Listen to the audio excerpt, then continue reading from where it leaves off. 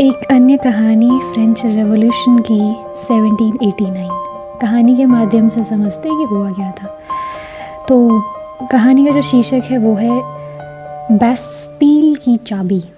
ठीक है, बेस्टील से आप समझ गए होंगे कि किसकी ओर संदर्भित हो रहा है। तो पेरिस शहर में एक ऊंचा किला था, उसको कहा जाता था बेस्टील। लोग कहते थे कि यह पत्थरों का नहीं, डर का किला है।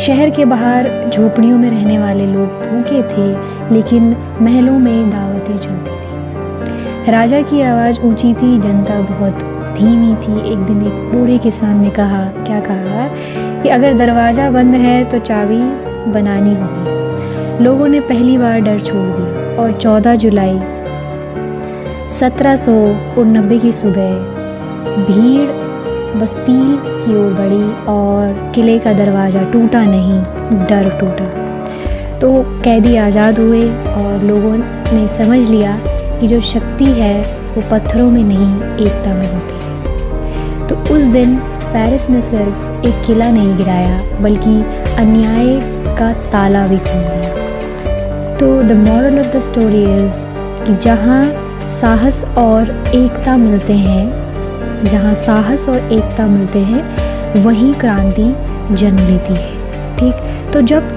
जो शोषण होता है वो सीमा पार कर जाता है, तब जनता स्वयं इतिहास बदल देती है। समानता और स्वतंत्रता किसी उपहार से नहीं, संघर्ष से मिलती है। तो हमें याद करना चाहिए ऐसा ही संघर्ष भारत देश ने भी किया अपने देश को अंग्रेज़ों से मुक्त कराने के लिए, और जो बलिदान उन्होंने दिया है उसे हमें याद करना चाहिए।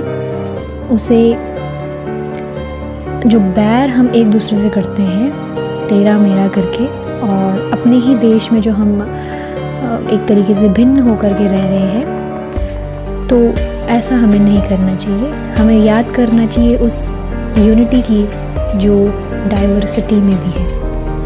धन्यवाद।